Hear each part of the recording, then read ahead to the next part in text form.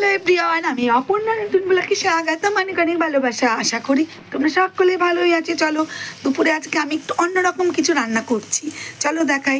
সবার প্রথমে এই দেখো, এখানে টমেটো, পেঁয়াজ আর আদা রসুন একদম ভাজা ভাজা করছি। দেখো বন্ধুরা, দেখেছো? আর দুখানা খালি তেজপাতা দিয়েছি, 2-3টে তেজপাতা দিয়ে দিয়েছি।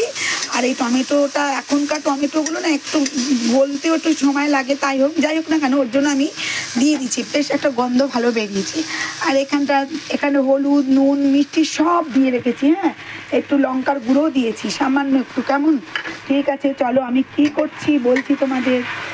এই দেখো, এই মশলাটা একটু কষলেই কি করব, আমি এখানটায় আজকে আলুর দম করছি বন্ধুরা। দেখো কত ভালো লাগছে আলুর দমটা। দেখো আলুগুলোকে সেদ্ধ করে নিই, তোমরা তো জানোই বন্ধুরা আমি একটু সেদ্ধ করেই রাখি, একদম সেদ্ধ করে রেখেছি। আর কেন আজকে আলুর দম কেন করছি সেটাও বলছি। আলুর দম দিয়ে কি শুধু তো ভাত খেতে পারবো না, ওর জন্য আমি কী করেছি বা করে দেখো দেখাচ্ছি। আজকে একটু মনে হলো বন্ধুরা, রোজই তো ভাত খাই, চলো আজকে একদম পাতলা পাতলা ফিনফিনে করে পরোটা করে নিলাম। দেখো অল্প তেল দিয়ে ভেজেছি, কারণ কেন বা তো আজকে যেহেতু পরোটা খাবো বলছি, মন হচ্ছে যে না আজকে পরোটা খাই, ভাত খাবো না, রোজ ভাত খাওয়া হয়ে যায়, আজকে একটু পরোটা খাবো। একবারে করে রাখলাম, সবাই মিলে খেয়ে নেবো আমরা। ঠিক আছে, দেখো পরোটাগুলো কেমন হয়েছে, তেল কম দিয়ে ভেজেছি, একদম নরম তুলতুলে হয়েছে, জানো দেখছো, খুব ভালো নরম। ওর জন্য ভেবেছি তাহলে পরোটা দিয়ে কী খেতে খাবো, আলুর দম করে ফেললাম। আলুর দমটা খেতে ভালোই লাগে পরোটা দিয়ে। দেখো ছোলার ডালও ভালো লাগে, তুমি যা খাবে পরোটা দিয়ে সব কিছুই ভালো লাগে। এই দেখো মশলাটা একটু কষবে, কেননা পেঁয়াজটা হয়ে গেছিলো, মশলাটা একটু না হলে আমি ওর মধ্যে দিতে পারবো না আলুগুলো। আর আমার পরোটাটা কেমন হয়েছে বন্ধুরা একটু বলবে, ঠিক আছে? দেখো তোমরা ভাববে দিদি এই গরমের মধ্যে পরোটা খাচ্ছে, কিন্তু দেখো একদিন আমরা তো যেহেতু এদেশে, আমাদের মধ্যে তোমার পরোটা খেতেই হয় উপোসে, কিন্তু আমি খাই না।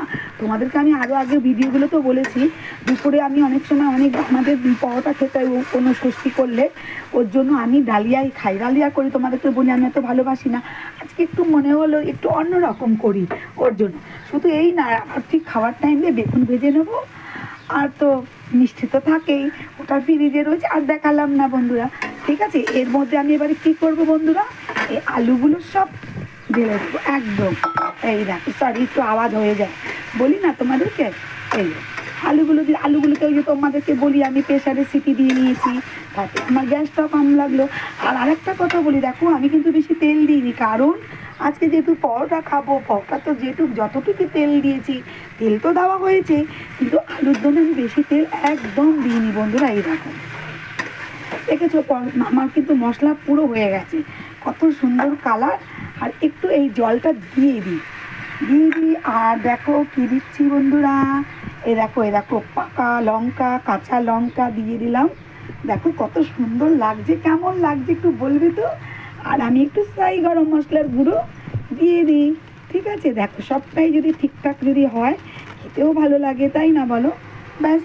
আর দেখো তো কেমন হয়েছে বন্ধুরা আমার আলুর দমটা। তোমাদের যদি ভালো লাগে পাশে থাকবে। টাটা, খুব ভালো থেকো, সুস্থ থেকো, শুভ দুপুর। ঠিক করে বলবে কেমন হয়েছে। হ্যাঁ, আমার কিন্তু আলুর দম কমপ্লিট। এই দেখো একদম এরকম শুকনো করলে তোমরা পোলাও খেতে পারো, ফ্রাইড রাইস খেতে পারো, পরোটা, লুচি সব চলে। ঠিক আছে, টাটা, ভালো থেকো, সুস্থ থেকো, শুভ দুপুর বন্ধুরা, খুব সুস্থভাবে থাকবে। ঠিক আছে, টাটা টাটা।